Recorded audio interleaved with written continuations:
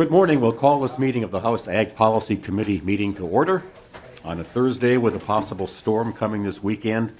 So enjoy Minnesota's springtime this weekend. First, we don't have enough for a quorum yet, so we have some minutes to approve, but we'll wait. We now have a quorum. So with that in mind, would Representative Munson care to look at the minutes of the meeting of March 15th and move to approve those? Mr. Chair, I move to approve the minutes. March 15th. March 15th. Very good, thank you. All in favor of those minutes, say aye. Aye. Disapprove, same sign. Minutes are approved. And Representative Lewitt has checked the minutes of the March 20th meeting, and would he so move? I would move those minutes, Mr. Chair. Thank you, Representative Lewitt. All in favor, say aye. Aye. Opposed, same sign. The minutes are approved from that meeting as well. And getting underway today, we have the first bill up is House File 3472. Representative Pearson, would you move that bill, please? I'd move that House File 3472 as amended be re-referred to the General Register. And with that, Representative Swedzinski. Thank you, Chair. Your bill. Thank you, Chair Anderson. Thank you, members. We already took testimony last week, and just kind of a quick run over of the bill. House File 3472 provides for guidelines for transportation and importation of saltwater aquatic life. It is similar to current statutes that govern transportation and importation of aquatic life, freshwater, for freshwater species primarily, but these are more applicable to saltwater species for human food. This has been drafted with the participation of the Department of Agriculture, the DNR, the MPCA, and the Board of Animal Health, and with the expertise at the USDA Animal and Plant and Health Inspection Service. MDA is currently and remains the license and permit coordinator for aquaculture, and the DNR remains the one that issues the license and permits. There is no fiscal impact as far as the report that came back, and I ask you for your support. So thank you. And members, we had this bill up in policy about a week ago and had the A1 amendment in your packets that was approved. And today we have the fiscal note that indicates no fiscal impact. So that's the emphasis of today's meeting. Questions from members? And if none are apparent, anybody from the audience who would care to comment on the bill? If not, final comments, Representative. Thank you for your support, Chair Anderson and members. And with that, Representative Pearson. I'd like to renew my motion that House File 3472 as amended be re-referred to the General Register. All those in favor signify by saying aye. Aye. Opposed, same sign. The motion is adopted and the bill is on its way. Representative. Next up, House File 3962.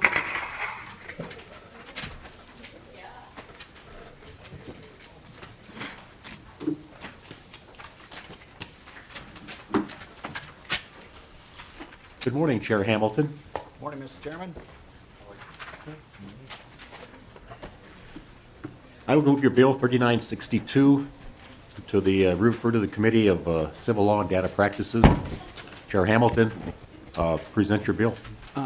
Excuse me. Thank you, Mr. Chairman and members of the committee. This bill was brought to me by the Department of Agriculture and the Board of Animal Health. And basically what we're doing is we're applying data practice standards already in statute equally, treating everybody or all the same when it comes to data practices. And I think an important point to make is that the board keeps owner and dog movement data for the purpose of animal health and is not intended to be an organization that has database of whom owns what animals, and they can be tracked then outside by outside organizations. Mr. Chairman, I do have Dr. Thompson here to testify as well. Sorry. Good morning. Good morning. Go ahead. You know, Mr. Chair, members of the committee, Chair Hamilton has a good synopsis of what this bill is about. The board does have very specific data privacy as it relates to agricultural data. When we added the breeder bill, the dog and cat breeder bill, there was additional data privacy that went into place. And as Chair Hamilton pointed out, that we would like this also to apply to kennels. So it is across the board for the board. Very good. Questions from members? Anybody in the audience who would care to comment on the bill? Good morning, ma'am.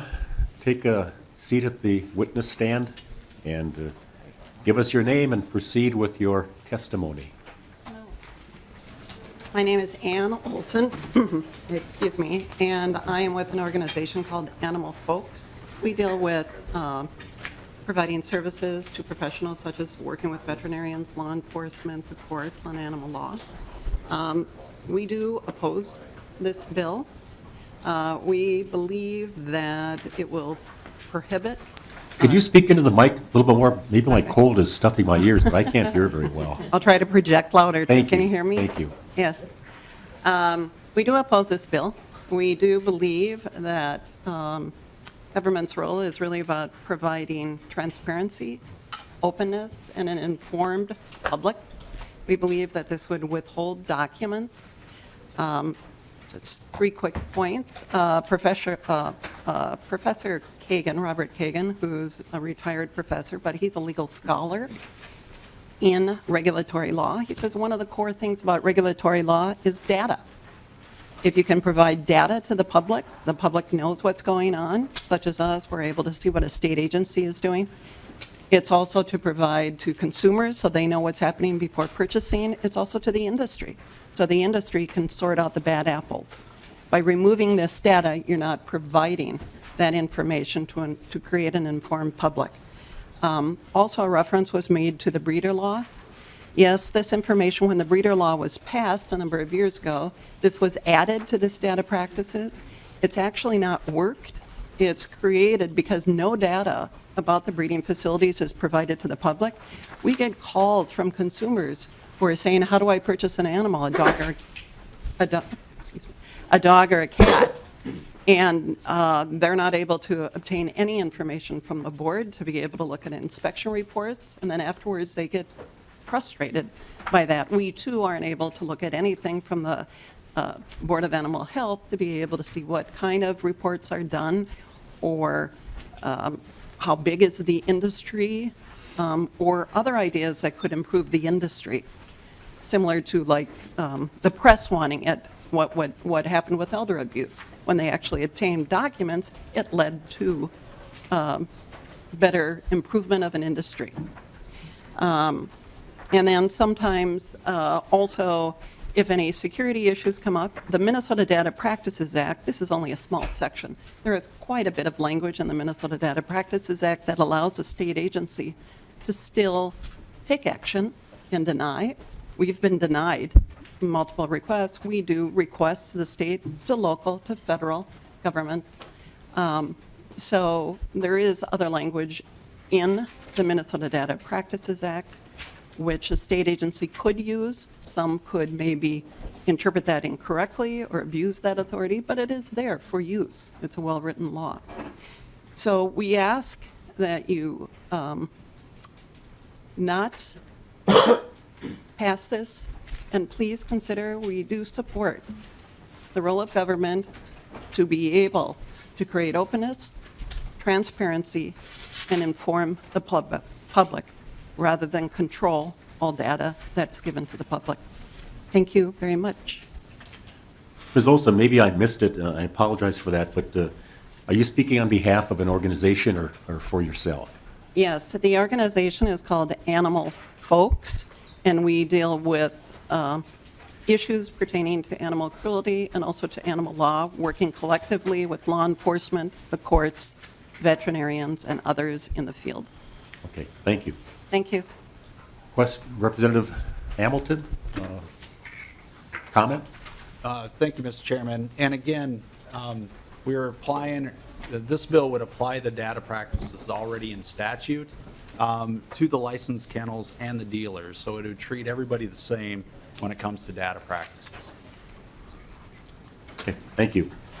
Any other questions on Representative Mahoney? Thank you, Mr. Chair, and to the chair. I know how data privacy and stuff can really whip some things up. And when we change that, and I understand that's why you're going to civil law, and I fortunately got off that committee long ago, what will not be available to the public underneath your bill that is available today? Chair Hamilton. Thank you, Mr. Chairman, and Representative Mahoney. It's my understanding that it would not be the specific location of the individuals in question as far as the breeders or the kennels. So the name of the entity and their specific location. Representative Mahoney. So the organizations such as the witness that was here a moment ago would still be able to find out inspection reports, penalties that were imposed upon a particular breeder or kennel. They just wouldn't be able to figure out which kennel it was? Chair Hamilton or Dr. Thompson? Mr. Chair, members of the committee, that is correct. So that specific person's name or address, that would be redacted. We have a policy in place at the board that if someone asks for, say, kennel data for one county, they are provided all the information, but that personal information is redacted. Also within the board statute, there is the provision that if it's a question about animal or human health or safety or law enforcement purposes, the information is given. So if there is a consumer that has a health issue, a zoonotic issue that they are concerned about, they can ask the board for that information. We will give it to them under that basis. Representative Mahoney. So if I'm looking for a new dog this fall, and I want to check on the kennel that I'm buying it from, how do I find that out? Dr. Thompson. Because if I'm going to, Mr. Chair, oh. to respond, to further go on, you know, if I'm paying $500 or $1,000 or $2,000, which a good hunting dog is easily found at $2,000, if more, not more, that's a big chunk of change. I want to know that that kennel operator has a good record. I want to see his or her inspection records. I want to know how they treat their animals, because that's a large investment, and even more frustrating if that hunting dog turns out to be a bust. That's even more important than the $2,000 or $3,000. Dr. Thompson. Mr. Chair, members of the committee, you know, that is a situation where if there were, say, a brucellosis issue at that kennel, we would inform you of that. But over and above that, we would recommend that you visit the kennel, that you talk to other owners and see if they know anything about that kennel and do your own research. The information that we would have wouldn't probably bear on whether or not you're going to get a good dog from the kennel for hunting. Representative. Mr. Chair, I will advise you that if you're advising me to go check animal health at a particular kennel, I'll tell you, why don't you go to an oil refinery and just take a tour and see if it's running correctly. I mean, it's not much help. So that's the problem that I would have as I go trying to find a dog that is acceptable this fall. So just leave it at that. I think this is not a correct bill, but I think you're cutting people out of information. I guess I would just add that the Board of Animal Health probably isn't in the position to be recommending businesses. I think I would have a little bit of a heartburden with that they would recommend certain kennels based on some objective criteria as far as how they would treat their dogs and such. That's pretty subjective, I think. But again, I understand your point, but not quite sure that's the job of the Board of Animal Health. Chair Hamilton. And, Mr. Chairman, I'd like the doctor to weigh in on this also. However, Representative Mahoney, if there was a health issue, that would be made available. Yeah, Mr. Chair, Representative, yes, that would be. So that's an exception for human or animal health or safety. or law enforcement purposes. We would make that information available. Representative Mahoney. Mr. Chair, it's just, it is a piece of the information that as a consumer, I want to be able to go to all areas. I mean, if I'm buying a new dishwasher, I can go to any number of different places to find information, probably more than I ever want. Finding out from my next door neighbor or the guy that just bought the new hunting dog is subjective to his or her opinion. Sometimes it's nice to have a clearer understanding of what is in the official record. I'm, Mr. Chair, you know what? I think this bill has the votes because no one, so I'm just going to be quiet from now on. Chair Hamilton. And, Mr. Chairman, you know, the Board of Animal Health, their task is to make sure that the animals are healthy. And, you know, anything else when it comes to promoting a breed of a dog or you know, anything such as that, the genetics or whatever, I would say that would fall, you know, in the purview of the kennel itself to promote those other characteristics. But again, the Board of Animal Health is charged with making sure the animals are healthy. Representative Poston. Thank you, Mr. Chair. Chair, I understand exactly what you're saying, but are there organizations like the American Kennel Club and so on that rate kennels? Dr. Thompson or Chair Hamilton? Yes, Mr. Chair, yes, there are those organizations, both, you know, regional organizations, national organizations that look at that. Follow-up, Representative. And those ratings are geared more to what Representative Mahoney is asking for than animal health. Dr. Thompson? Mr. Chair, Representatives, yes, I would say so. I'm not intimately familiar with those organizations, but I believe that's what they do, yes. Follow-up again. No, thank you. Questions, comments? Seeing none, final comments, Chair Hamilton? Mr. Chairman, members of the committee, thank you for the discussion, and I ask for your support. And with that, I would move that House File 3962 be re-referred to the Committee of Civil Law Data Practices. All in favor, say aye. Aye. Opposed, same sign. The motion passes, and the bill is on its way. Thank you, Mr. Chairman, members of the committee. Representative Daniels. Next bill on the agenda is House File 3836. Thank you, Mr. Chair. I move that House File 3836 be re-referred to the Committee on Environmental and Natural Resources Policy and Finance. Thank you very much. And I believe the bill author has come. Representative Torkelson. You're up. House File 3836. Pretty good timing. Thank you, Mr. Chair. Good morning. Timing is everything, you know.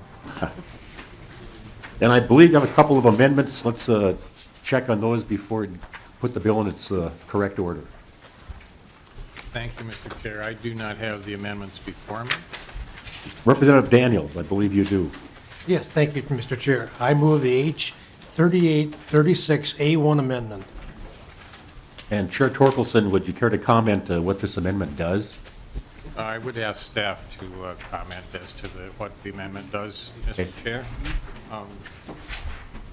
They're coming from every direction now. I have now 3 copies of the amendment. We'll have to check on that It must be a really efficiency good in this amendment, 'cause committee, there's yeah. lots of it floating around. Good morning, sir. Could you talk to the amendment?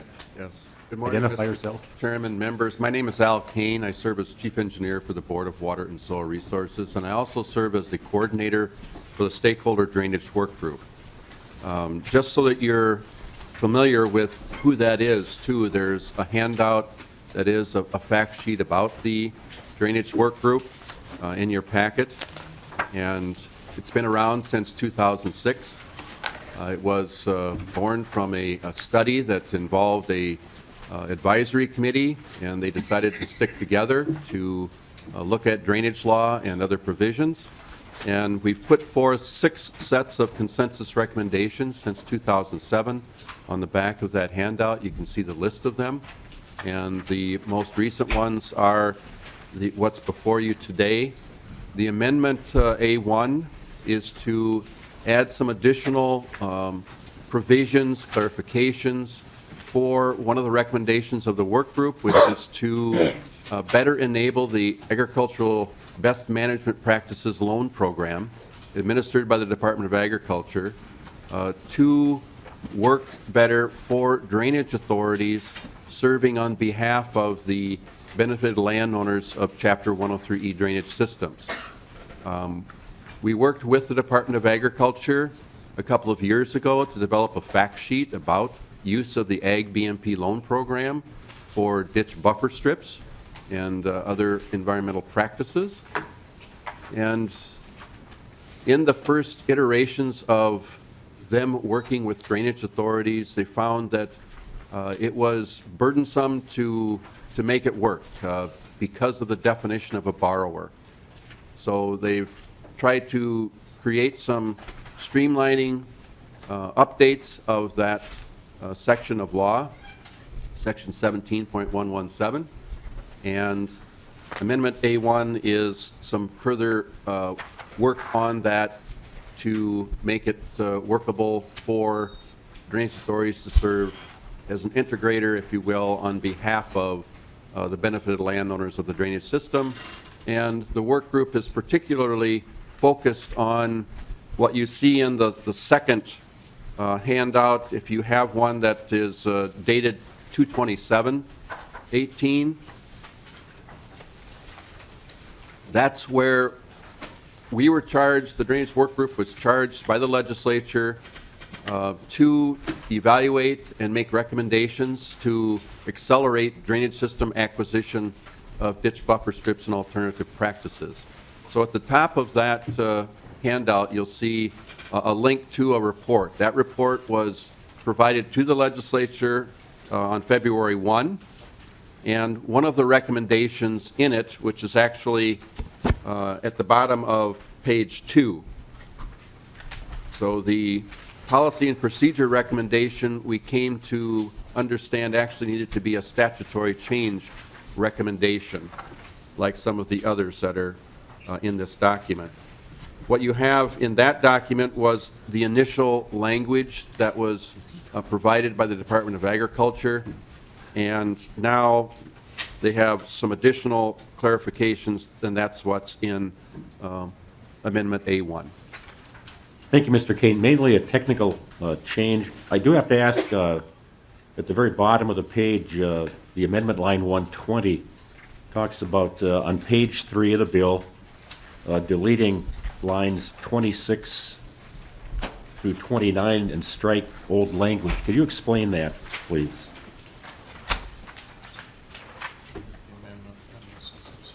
Oh, let's check in with Mr. Sullivan. Mr. Chair and members, the effect of line 20 along with line 1.2 is effectively to change language in statute now that limits eligibility for Ag BMP loans to rural landowners. And then the language on lines 9 and 10 would essentially define landowner without reference to rural. So the implication is that loans could be made to urban landowners as well. Okay. Thank you, Mr. Sullivan. Having heard that, any questions from committee members?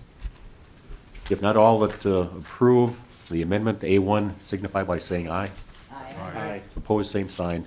The amendment is adopted. And again, Mr. Kane or Representative, explain your second amendment. That would be the A2 amendment. Mr. Kane?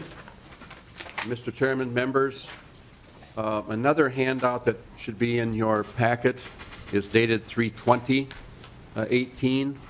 This is a piece of work that the Drainage Work Group has been working on for nearly 3 years to add the ability for drainage authorities to use a runoff and sediment delivery option for repair cost apportionment. And this amendment includes all of the provisions that you see in that document that's in your packet. If we want to go through those in detail, I can. Let's just get the amendment approved first, Mr. Kane, okay? Very well. Representative Daniels, would you move to approve actually both the first and second, but in this case, the A2 amendment? Yes, thank you, Chair. I move both the H3836A1 amendment, and I move the 3836A2 amendment. All those in favor of those two amendments, say aye. Aye. Opposed, same sign, and the amendments are approved. Chair Torkelson, to your bill as amended. Well, thank you, Mr. Chair. You know, I've attended a few meetings of the Drainage Work Group. These are a very dedicated bunch of folks that do some detailed work that is absolutely necessary, but many of us find hard to understand. This work is very detailed, but it's very important, and I want to publicly thank the Drainage Work Group for their work. We had a little trouble right near the end coming to consensus, and that's why you see that second amendment. They did come to consensus at a slightly late date, but they did come to consensus to really do a lot more work than we originally anticipated might get done this year. So I'd like to publicly thank the group for making that final step, and I strongly support their work and its relationship to some other work we're doing on the ground, the name of which I will not mention. Questions from committee members? Vice Chair Backer. And we're talking about the whole bill with both amendments, correct? Correct, they've both Yeah. been approved. And Chair Torkelson, I understand you've been busy this morning and so forth. So I do have some concerns about this bill, and I have talked to the stakeholders before here. Number one, my first concern deals with environmental services. This is a ag bill. This is where we're at right now, and we're entering drainage law into this bill. This significantly changes drainage law. But one of the concerns that I have is with 111, we're expanding that outside of ag producers and also landowners. So I know I've talked to stakeholders beforehand, so I do have a significant concern about that. I would like to see some changes there before it gets out of our next committee. But money is not intended from this loan program to fund organizations that are not ag producers and so forth. So that 111 greatly concerns me. Quite frankly, I don't like it. So I'm just being quite frank here with that, because I'm from an ag producer area. That money's for ag owners and farmers and so forth. Another concern that I have with this. Take just a second, when you say 111, you mean the entire line or just one provision on 111? Well, I'm sorry, 111, what I would like to do, and I talked to MDA last night and this morning briefly, and they've given us commitment that they'll work with me on this, but it really should just focus to rural landowners or local units of government, including drainage authorities, watershed districts, and counties, and ag supply businesses. That is what that loan program is for, and this loan program is expanding it to other environmental services that I don't think that was the intent of the author or the agencies that put that together. So that's a concern of mine there, Chair, both chairs. Okay. Comments? We move on. Mr. Kane? Mr. Chairman, members, Mr. Backer, Representative Backer did speak with us this morning, and I think we have agreed that, yes, we will work on that with the Department of Agriculture to find resolution. Okay. Follow-up, Representative Backer? Yeah, I have a couple other things that I would like, if that's okay, Chair. The floor is yours. Okay, thank you, Chair.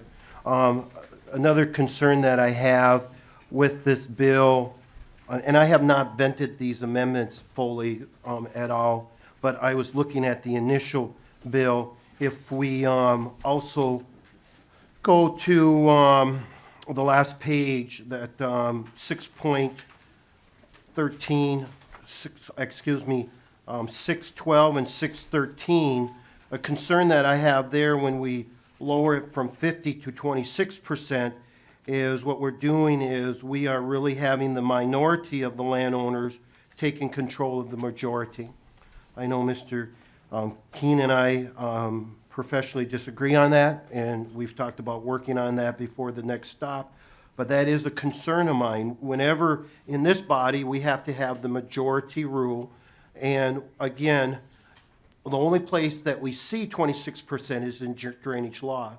Now, this is to establish a buffer strip. Now, Amendment 2 greatly expands this bill to really being a drainage law bill, and that is a concern of mine, and would like to work with the author and the agencies before we get to our next stop, because Amendment 2 is really changing a lot of things in drainage law that's been around for over 100 years. So that is a concern of mine. Another concern of mine deals with correction of error that was made at the time. This is line 6.14 and 6.15.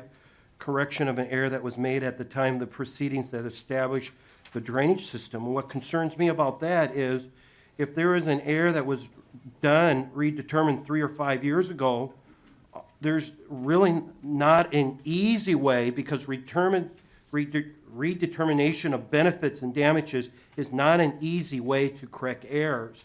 So that also concerns me, as I shared with you there, Al, before our meeting.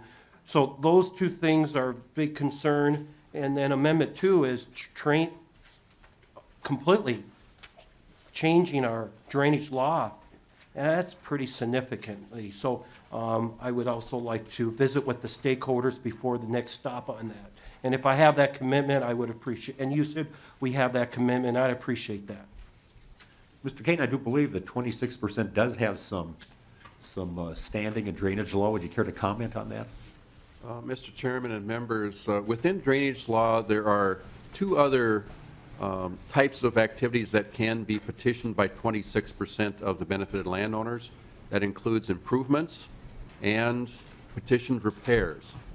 And I think a key reason why the work group was comfortable with reducing this percentage for this is that the Drainage Authority still retains the authority to not act on that petition if they don't believe it's in the best interest of the system and the benefited landowners. I would point you to line 6.16, where a key word is may. So the Drainage Authority may appoint viewers and do a redetermination of benefits and damages. They don't have to. So that's the reason the work group, I believe, was comfortable with making this 26% consistent with two other places in law, but still recognizing there's a check and balance on that by the Drainage Authority. Okay.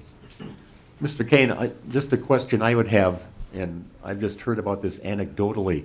When some folks submit a petition for a repair, for example, and then find out how expensive it's going to be, they tried to withdraw the petition, but they said once it had started, they couldn't do that. Could you comment on that?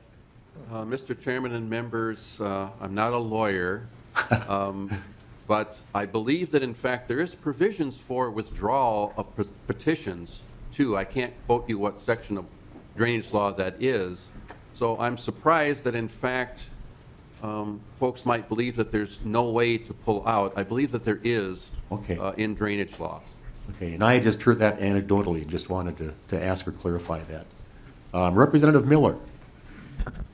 Thank you, Mr. Chair. And Chair Torkelson, thanks for bringing this here. I guess just a comment. So those of us in the room that have been here since 2015 and have had to journey with this buffer law even when it first began, it's been very complex. It's been very troublesome to me in many different ways. And a lot of times we say, well, we'll work on it to make it better. So I'm asking for your commitment to do this.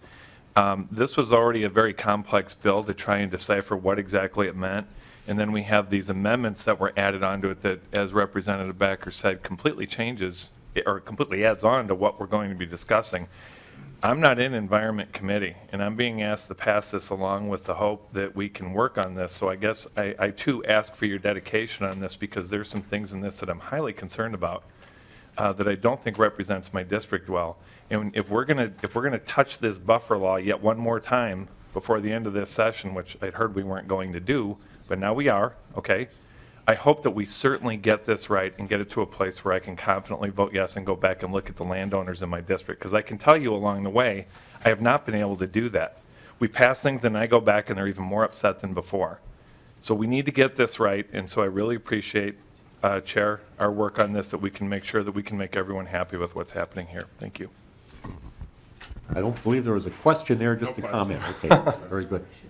Other questions? Mr. Kane, you care? Mr. Chairman and Representative, one of the things that I think I can very clearly state with confidence is that the Stakeholder Drainage Work Group is a broad group of stakeholders, and if anything, we get criticized for taking too much time to vet things. And this one, I believe, really has been vetted very, very strongly to ensure that we can recommend to the legislature language that we believe is good, that it's, we do everything we can to ensure that we don't have unintended consequences.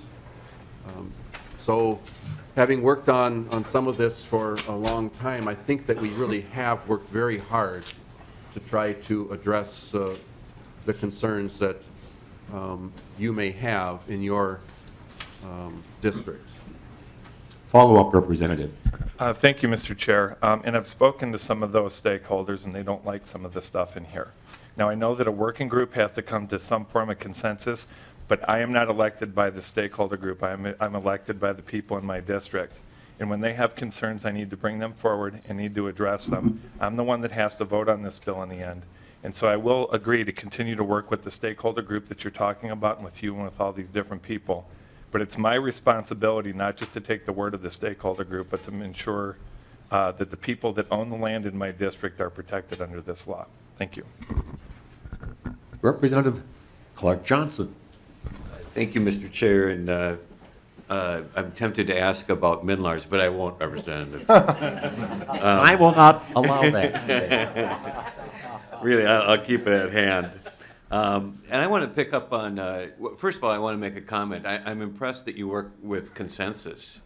And it's interesting to me that when you reflect on the democracy in local organizations, almost all votes in the city council, almost all votes in the county commission, almost all votes at the church council and the food shelf board are done by consensus. And I just want to express a deep appreciation. And as I prepared secondary social studies teachers, I always said, this is a skill you've got to develop. How do you work towards consensus? And I'm very impressed that this group works from a standpoint of consensus. I know that's hard, and I just deeply respect the energy that goes into that. So I assume it was consensus that dealt with line 1.11. And Representative Backer, thanks for bringing that up. I'm curious about that as well. And we both sit on the environmental committee, so we will get to see this later. But I'd like to, what was the thinking on the consensus that was developed to change the language in line 1.11? Mr. Kane. Mr. Chairman, Representative, some of the language that you have before us, we were depending upon the Department of Agriculture to come up with, to modify the program that they administer. And we didn't have a lot of discussion about specific language for that program, while we clearly had support for the concept of we want to enable the Ag BMP program to work better for landowners and drainage authorities, to streamline it so that in fact it can work much easier as a financing mechanism via low interest loans for landowners. Representative Johnson. Yeah, thank you, Mr. Chair. I'd like to hear what the Department of Agriculture has to say about that. I believe they're here. And good morning. Identify yourself and proceed. Ms. Mr. Place. Chair, members of the committee, my name is Whitney Place. I am the legislative director at the Department of Agriculture. The reasoning for removal of the word rural was actually to address issues with some other projects that we do. Oh, sorry. I'm sorry, what part of the bill are we talking about? Representative Johnson. Thank you, Mr. Chair. And I was referring to line 1.11, which is where water quality cooperatives are stricken and replaced with approved environmental service providers. Okay, sorry about that, Mr. Chair. Ms. Place, go ahead. So we wanted to expand the definition of environmental service providers. If you see on lines 2.27 to 2.32, this really expands the ability for us to make loans to entities such as drainage authorities so that they could loan out to landowners within the drainage authority to implement buffers.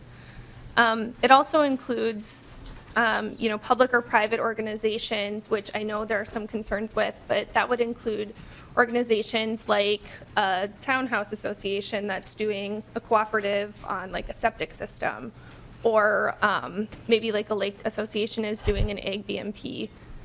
So that just expands kind of the definition of who would be able to utilize this program and how. Representative? Thank you, Mr. Chair. So that would, one of the concerns I've had with the implementation of the buffers is just the capacity to put them in. Would this make it easier for the buffers to be implemented? So if I don't have the equipment, I don't have the expertise, I can hire somebody down the road to do it for me, that sort of thing?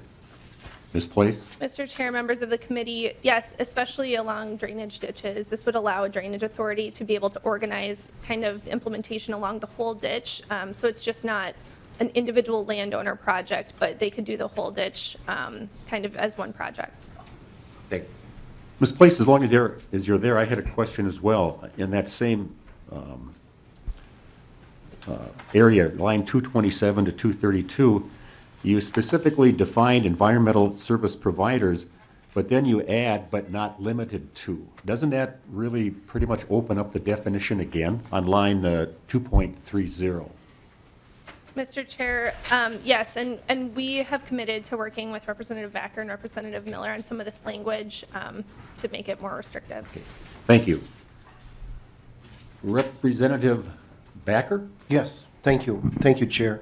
It's really a comment here, and I appreciate your comment with the drainage work group working consensually, but just like Representative Miller, I have several individuals in my district that will not like this amendment too. And so with your commitment, I appreciate that, because I've been hearing about this all summer, all fall, the concerns that they have about this. So as long as we can work on this and come to a win-win situation, then I'm willing to work. But as it is right now, I have people that I represent, several people, and I represent a very large ag area, just like Representative Miller does, and Chair Torkelson and Chair Anderson, that has concerns with this amendment too, outside of my other ones. So thank you. More witnesses, Jennifer Burquam and Emily Javins.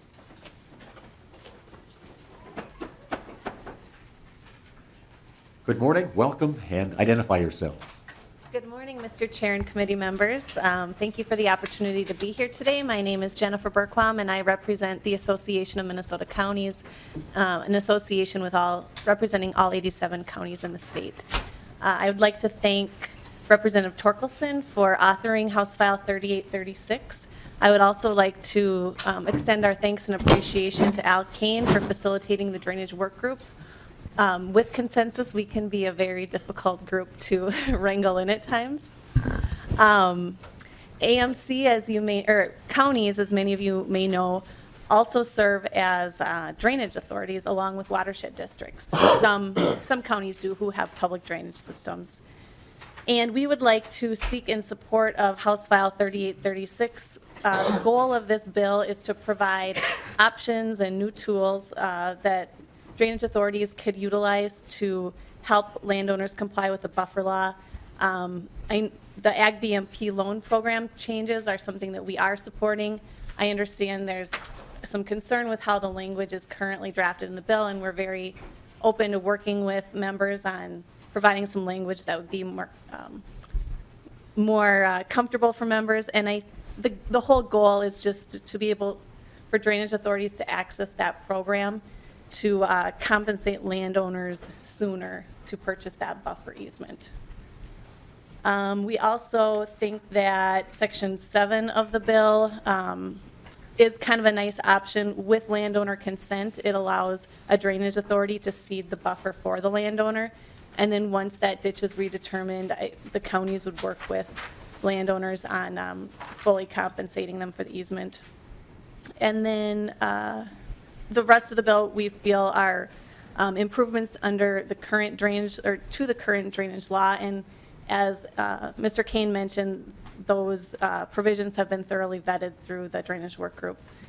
So finally, we would just like to thank Representative Torkelson again for bringing this bill forward, and Al for his efforts with the drainage work group. And we would like to thank the committee and Mr. Chair for your time this morning as well, and I'm happy to answer any questions. Ms. Burkholm, you mentioned that you're representing the counties. Have you had any feedback from counties in the western part of the state, for example, that did have concerns with this? Have you heard any feedback from them? Mr. Chair, we do have 2 members, county commissioners who serve on the drainage work group. One is from Renville County and the other is from Candy, Ojai. They both support the provisions in this bill. I know Renville County specifically is looking at trying to access the Ag BMP loan program, and we feel that these changes are necessary for them to access that. We have shared the information with the rest of our commissioners, and we haven't heard any concerns thus far. Question from Representative Munson. Hi, thank you, Mr. Chair. I do have a question for the testifier. How much money is currently available in this best practices fund, money that's unencumbered? Mr. Chair and Ms. Burkholm. Representative Munson, I feel the Department of Agriculture may be able to answer that question better, because counties don't actually manage this Ag BMP program. Is Department of Ag still here, Ms. Place? And hopefully she has the number at the top of her head. Mr. Ms. Chair, Place. members of the committee, I unfortunately do not have the number, but our staff did do some analysis of the program to ensure that our funds could cover these changes. Okay.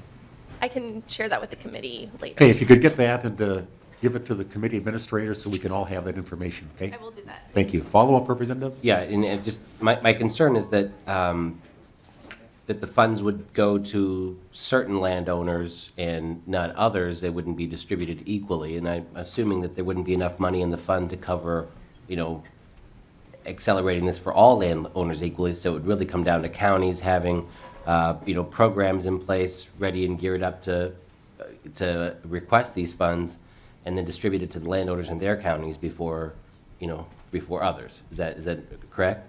Ms. Place? Mr. Chair, members of the committee, the way the Ag BMP loan program works is we actually send money out to counties. So I think we have partnerships with every county in the state, and then they distribute the money. If the money in the counties is not used, it goes back to the fund, and then we distribute it to counties that have additional projects. So it actually is distributed pretty geographically equally. So the funding would go back to the counties and they would actually administer this then. Is that correct, Ms. Place? Correct. Okay. Yeah. Follow-up again? Representative? Thank you very much, sir. Okay. The the question list is exhausted. Emily Javins, welcome. Identify yourself and proceed. Thank you, Chair Anderson and members of the committee. My name is Emily Javins. I am the Executive Director of the Minnesota Association of Watershed Districts. I am an engineer by trade and have some specialty in drainage, and have also served at a watershed district serving as a ditch administrator and ditch inspector.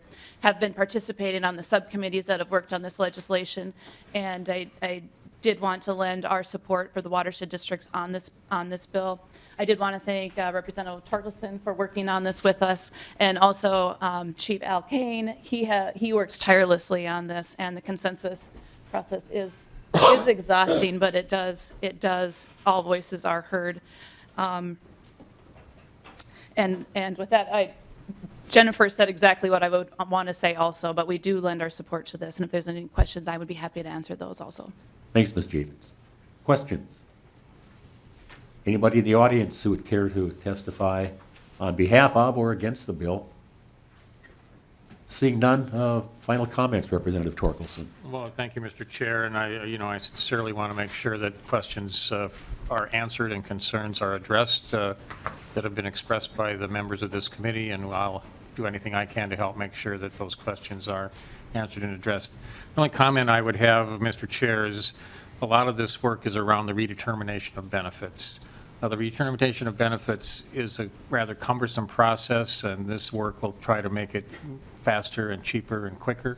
Not all landowners are supportive of redeterminations because in some cases, landowners are receiving benefits from drainage systems but not paying their fair share to the maintenance thereof.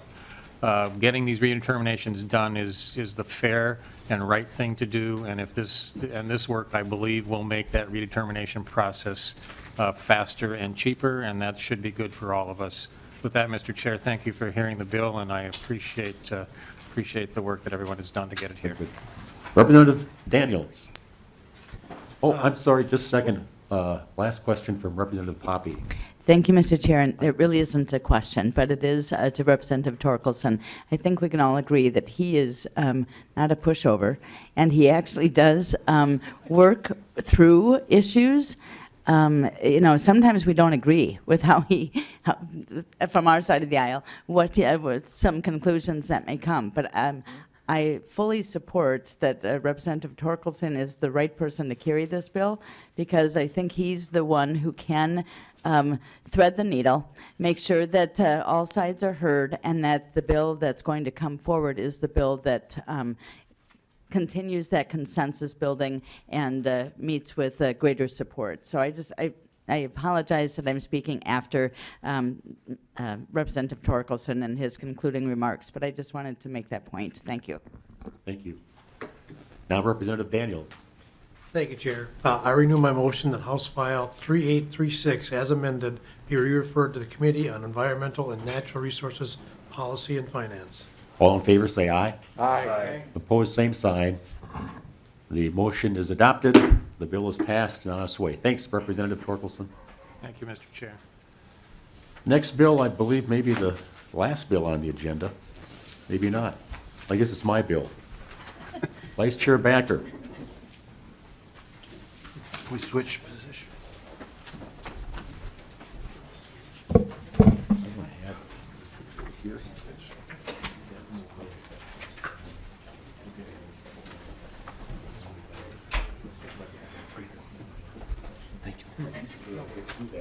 As the chair moves to the front there. The next bill on the agenda is House File 4133. Representative Chair Anderson, would you like to move the bill to put it before the committee? Yes, Mr. Chair, I would certainly like to do, these mics aren't very strong here. I would like to do that, put that bill before the committee, Mr. Chair. Representative Anderson moves House File 4133. Representative Anderson, please present your bill. Thank you. Thanks, Mr. Chair and members. And to do that correctly, I'm going to call on the legislative person from the department, Ms. Place. Oh, I'm sorry. Ms. Place, please testify, share your thoughts. Thank you. Thank you, Mr. Chair, members of the committee. Thanks for the opportunity to do a walkthrough of our policy bill. And thank you to Representative Anderson for carrying the bill this session. So I'll just kind of walk through the different sections of the bill. So Section 1, the intent of this section is to provide municipalities looking at developing community solar or wind projects an avenue to fund feasibility studies. A feasibility study is necessary to receive funding for a project, and these studies cost around $25,000.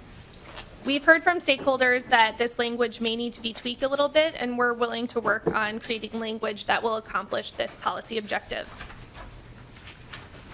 Section 2 of the bill is a semicolon, the addition of a semicolon, to align the state's commercial feed law with the federal definition of drug under our feed chapter. Sections 3 through 5 establish a new meat processing license category for custom exempt food handlers. The addition of a custom exempt food handler license would allow small operators who only process animals as custom exempt to be licensed using the correct regulations rather than trying to fit them into a category that does not accurately reflect their scope of operation. In this category of meat processing, the product is all labeled not for sale and is returned to the owner of the animal for personal use. This does not add or change a license fee. It simply creates another category using the same licensing fee structure to accommodate a different business model. For example, MDA staff frequently encounter situations where custom exempt operators believe that they can operate at a retail exempt operation because they have the retail license, but have not actually done the required plan review and don't meet the retail food requirements. Also, this helps new businesses that are only intending to conduct custom exempt operations at the outset, but intend to transition to retail later, as they can be issued this type of license more easily and with fewer requirements. Moving on to Section 6 of the bill, which is on page 7, starting at 7.17. This section changes the egg statutes to expand the time that eggs can be held by retailers past the pack date.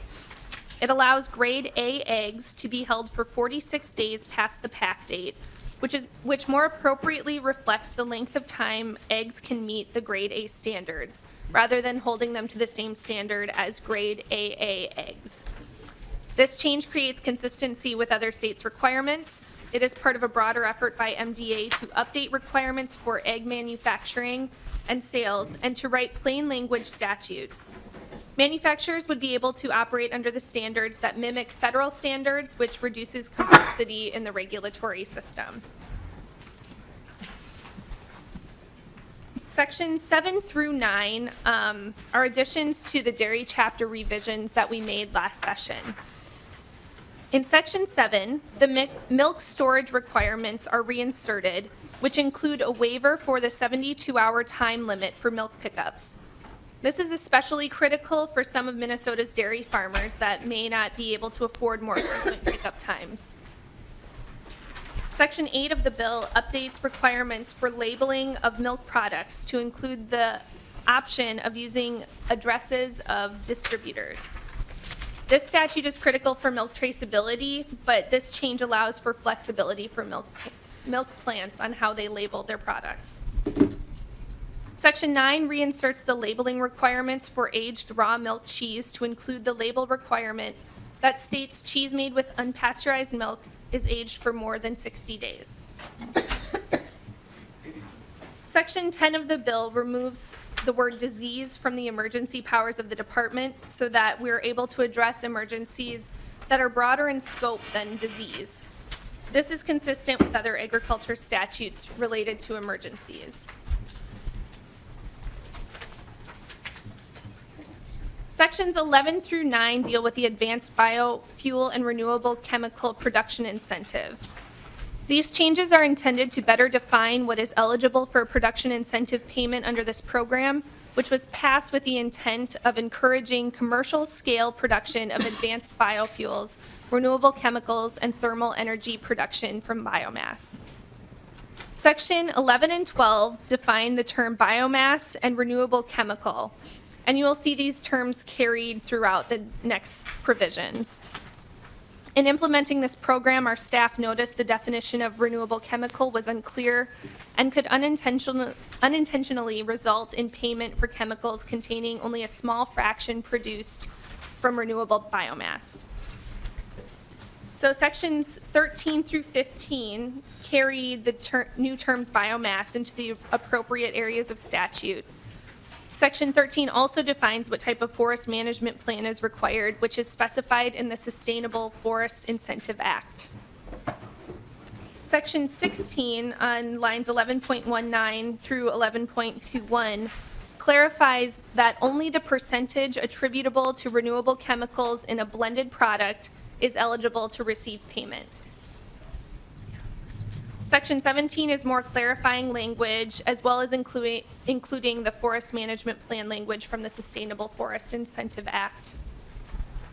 These changes are necessary this session because the department is expecting claims for payment to be made in the coming year, and we want to ensure that the payments do reflect the intent of the program.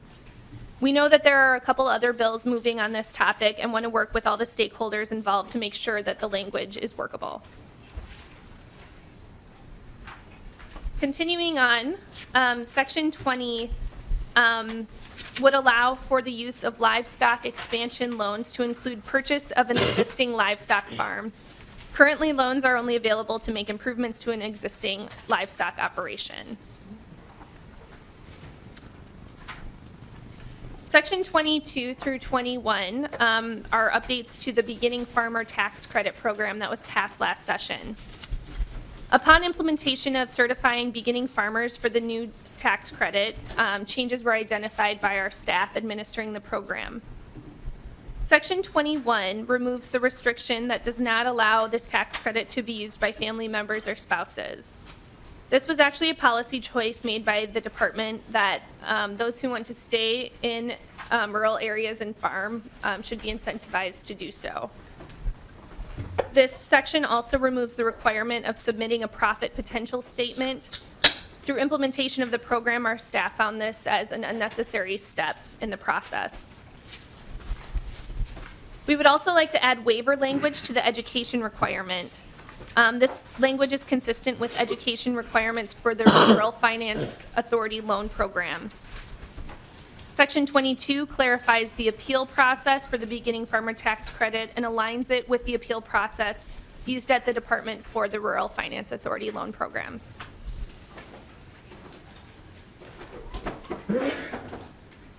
Section 23 to the end of the bill are changes to the Rural Finance Authority programs. Section 23 through 24 are changes to the Disaster Recovery Loan Program and would allow for the use of the program under market disaster or economic emergencies, and wouldn't limit the use of the program to a natural disaster or a state-declared emergency. This would add some financial options for farmers when situations arise, for example, when creameries cancel milk contracts or if trade agreements impact product movement, etc.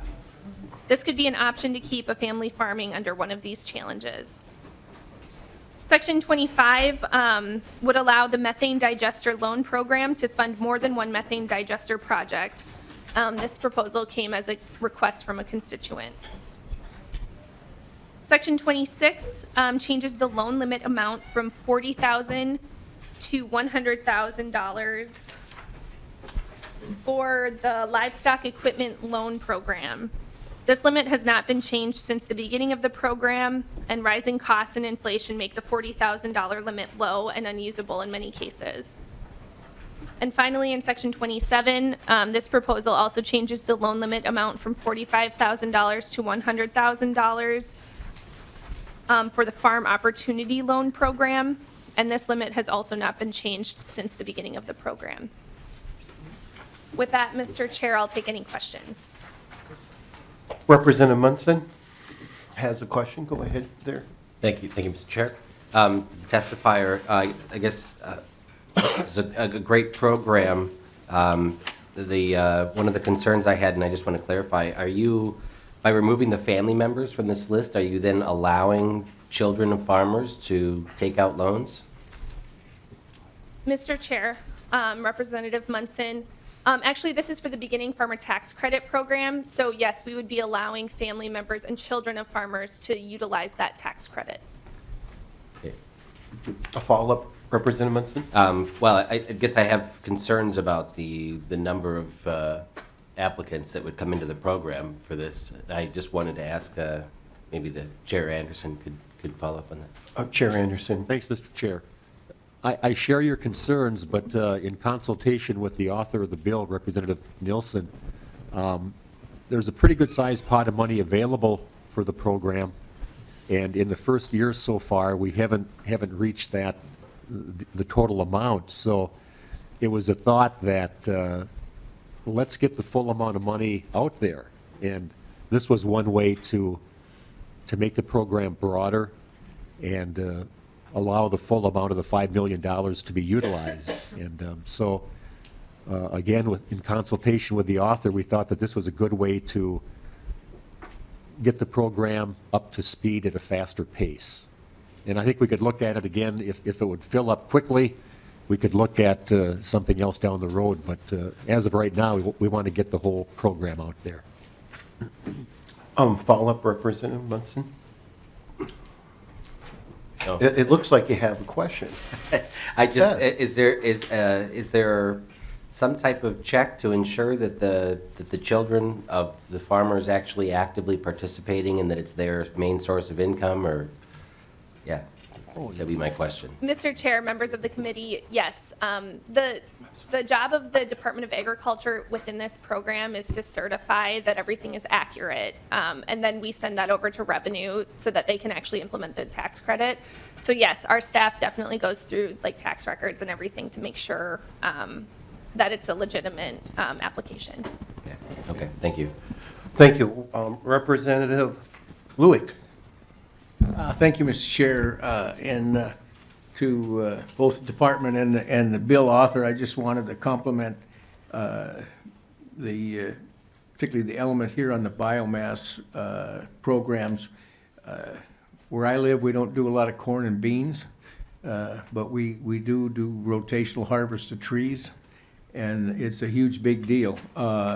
We're on the cusp of some real breakthroughs, I think, in the chemistry of those various tree species and what we can do with them from a harvestable, sustainable standpoint. And so it's really important that we continue to make adjustments as this program moves along. It is very important, and I encourage you to continue to open up discussions with the forestry folks, which are used to only talking to the DNR, but I appreciate that work. It's really important to our area because we do grow trees and we do harvest them just on a little bit longer rotation than corn and beans. But thank you. Okay, that was more of a comment there, so thank you there, Representative. Representative Bly? Thanks, Chair. And actually, I had a question very similar to what Representative Munson was asking about. I've worked on this bill a little bit, and I heard from both sides on that issue of the family members. And I can definitely see there are some situations where it'd be good, and some situations where it might be abused. And you give some reassurance, but are there other checks and balances that could make sure that it isn't being abused, and that although we want to get the money out there, we don't want to have it spent down so fast that it doesn't reach a wide group of people who need it. So I just want a little more clarification. I understand that there's good arguments for and concerns too. Ms. Place? Mr. Chair, Representative Bly, yes, I mean, if we want to add more clarification into the statute, we're very open to working with you on that. But, even just in the applications that have come in, our staff have kind of made some catches with situations where it's like, well, maybe this isn't actually a full-time farmer, so. Thank you. Any other testifiers? Any other questions from members first? Representative Salk. Thank you, Mr. Chair. This is being left gingerly gray relative to defining what a child is, whether they qualify, and where and how it's appropriate. And the more it gets talked about, the more uncomfortable I'm getting, simply because of the grayness of the definition. So is there any way for you to help me out in understanding that these are people actually in the business and happen to be just children? Or are we there's the inference of a fair amount of flexibility and laxity relative to definition. Is that Ms. Place? Mr. Chair, Representative South. I don't have the entire statute before me, but I can assure you that we're not just giving tax credits to families that have been farming together, or where it's just a small part of their income, or where they're just signing off a portion of their farm to their children for the tax benefit. We are going through all of the paperwork to make sure that it is a beginning farmer and a new entity that is utilizing this tax credit. Follow-up? No, thank you for that. That's much clearer, if you will. The words actually we're able to be tied together and end with a clarity. So I appreciate that. Thank you. Thank you. No, Chair Anderson, go ahead. Thanks, Mr. Chair. And I would agree that there's been a lot of thought and concern about opening up this program. And I can understand, it may look as if it may not be more fair, but in not putting words in your mouth, but I would think if an application comes in from a father-son, for example, they would be looked at closely to make sure that it's legitimate and that it would qualify for the program, as any other application would be, but it would be looked at closely. Ms. Place, was that, do you have any other? Mr. Chair, I concur. Okay, good. It looked like you had a comment, so there you go. Okay, Representative Munson. Yeah, thank you, Mr. Chair. And I just wanted to follow up. I think that so many of our farmers are transitioning farms to their children already. And I think that the program without family members in it is so great because it allows new people to come into the industry to get bridge that really big barrier of getting into farming. And I would prefer to not have family members allowed in this program. And if there was, and I don't know how much this program is currently being marketed to new farmers, but I would hope that we would really give preference to people coming into the industry who are not currently farming, or children of farmers using these tax credits to buy into operations that are not owned by the family, so that the parents, the people who are farming and the family don't get the benefit, but we're actually allowing children of farmers, and maybe one child is taking over the family farm, and the other child wants to use this program to buy into another operation. Then that's my opinion, and I guess I do have a question. What's being done to advertise this program and to market it to people who are not children of farmers? Well, Ms. Place. Mr. Chair, Representative Munson, yes, the department has a whole website, and we've been promoting it through a press release and social media. But I do know that some of the organizations involved have been really great at getting the word out there about applying for the program.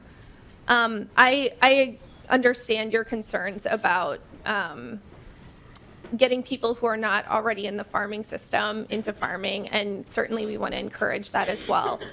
Out of the $5 million that was allocated for this program this year, only $550,000 of it has been encumbered so far. And so we want to make sure that, first of all, farmers can thrive in this, pretty tough agricultural economy, even if they are related to, someone who's already in the farming business. And we have discussed with stakeholders, perhaps there could be like a set aside for people who aren't related, or maybe underserved communities who don't always have the same opportunities with access to land. And I'm willing to work with you and other members of the committee and our stakeholders to see if that's something that you'd be interested in. Thank you. Okay. Representative Pearson. Well, and I've shared those concerns. I've probably been the most resistant to not amending this change that the department is asking for. But again, as Ms. Place has mentioned, the amount of funds that have been used, the $550,000 of the $5 million that we've allocated for this year, while we're only in the month of March, we know how the agrarian economy works. No one's going to be leasing land in December. So a lot of those commitments are being made right now and just for the next couple of months. So we're really just trying to open this up now, but I would encourage the members of this body, this committee, to keep an eye on this moving forward, because it's a nation first program. This beginning farmers tax credit isn't used anywhere else in the country that we're aware of. So this is something that is new, and as we look to the future, again, that may be something we want to ratchet back in future legislations, but opening it up for the remainder of this year seemed like a good use of the funds, and especially considering the rural economy at this time. Okay, thank you, Representative. We have Representative Mahoney. Thank you, Mr. Chair. Excuse me. We all know that lawyers' kids become lawyers, pipe fitters' kids become pipe fitters, farmers. We've had 4-H and FFA or FHA, whatever it is, come through here, and every one of these young people say, I want to go into the agricultural business. Great, that's perfect. I spent all summer meeting with young farmers, trying to get into the business. We should open this up. We should be very careful how we open it up. Most of the young people that I was talking to on New Farmers were, less than, well, they weren't being able to buy an awful lot of land at anywhere from $5,000 to $10,000 an acre. So I don't know that $100,000 is a large dollar figure. I think the idea of bringing more kids into farming and starting that whole new world of us horrible, terrible, rotten people from the metro area going out to greater Minnesota to actually start businesses is a good idea. I would suggest, and it's not a question here, but this seems to have created a kind of kicking the hornet's nest, so to speak.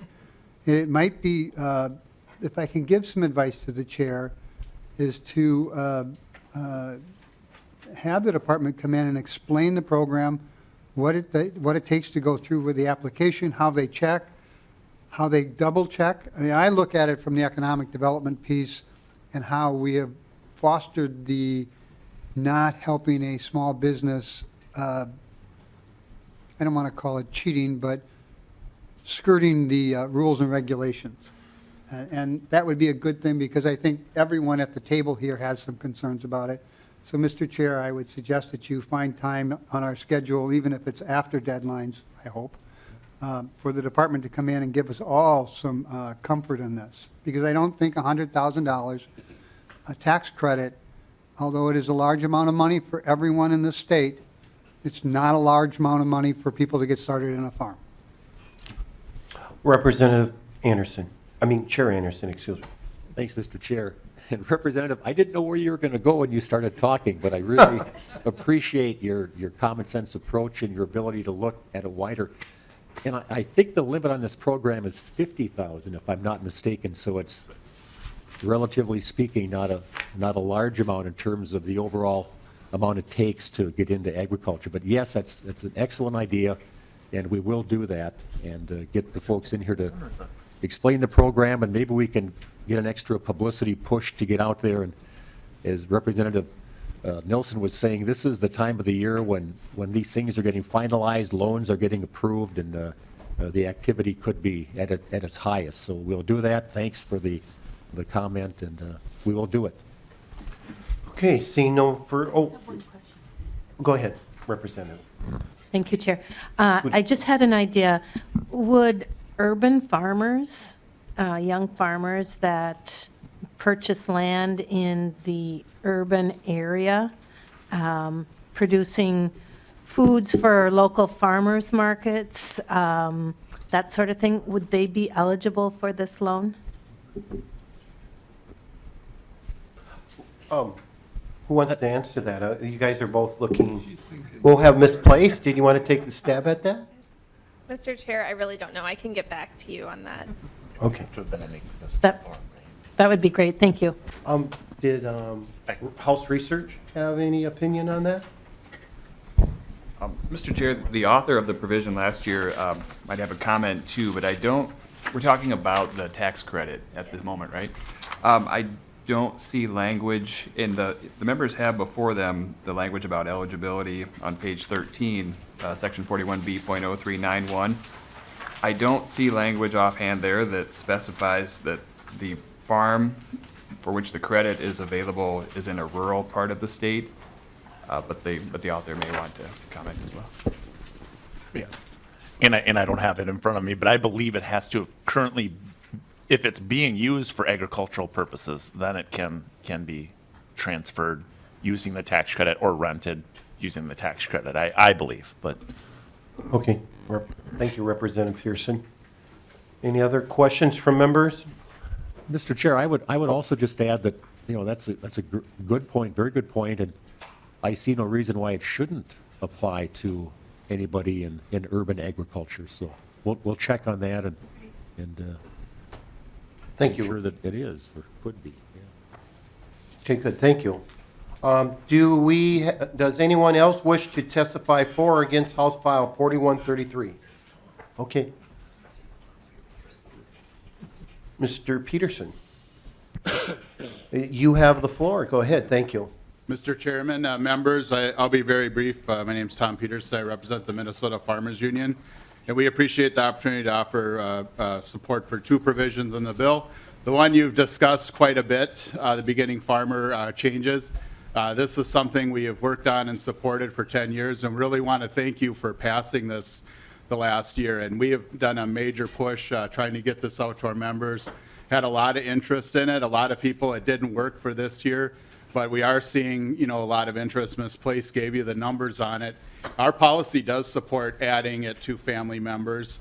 But we have had discussions in our organization about maybe putting a percentage or something in it. Might be something you might want to look at going down the road, whether it's 10% or 50% or whatever, so that, because the first priority was on those people who don't have a leg up from their family to get into farming. But we need, with the average age of a farmer being 58 years old and the new ag census, it's probably going to go up to 60 years old.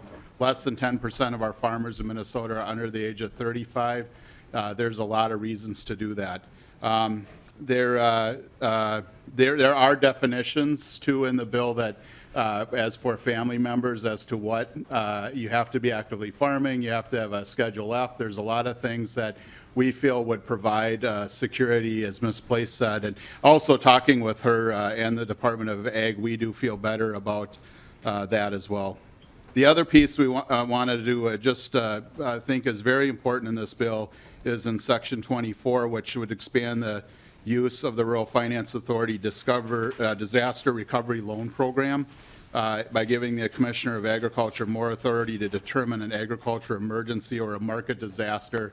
As Ms. Place also mentioned, a lot of things we've seen come up, and the state is not able to act fast enough. And so, like dairy, right now, there's a lot of different dairy situations going on, and we do think that this could be helpful in those situations. And the disaster loan recovery program works for things that aren't typically covered by insurance. And so I really appreciate consideration and advocacy of that. And I think that's a very important program. So thank you for your consideration. Okay, any questions for Mr. Peterson? Okay, seeing none, thank you for testifying. And then we have Ms. Amber Gleiser with Farm Bureau. It's your floor. Thank you. Good morning, members of the committee. For the record, my name is Amber Hansen Glazer. I'm the Director of Public Policy for Minnesota Farm Bureau. I just wanted to briefly share Minnesota Farm Bureau's support for expanding the beginning farmer tax credit. I think there's been a lot of good discussions about some of the possible concerns, and we look forward to helping address some of those. But I think in the current economic climate, any opportunity we have to help support beginning farmers, regardless of their path into farming, is going to be important. I think Representative Pearson brought up a good point that this is a first-in-the-nation program, and we've had a lot of questions and interest from other state farm bureaus in what Minnesota has been doing. So I think it's fantastic that we're leading the way into making sure the next generation of agriculture is able to continue farming. Open to any questions. Thank you. Members, any questions? Seeing none, thank you for your testimony. Anyone else wishing to testify for or against House File 4133? Okay. Final words, Chair Anderson. Thanks, Mr. Chair. I'm glad we got no questions dealing with this Class AA eggs. I thought that was going to be a hot topic here. But, no, with that, Mr. Chair, I would encourage your support for the bill. Thank you. Okay, thank you, members. House File 4133 is laid over. Okay, seeing nothing else, we are done. So we are adjourning. Thank you, members, and watch your emails.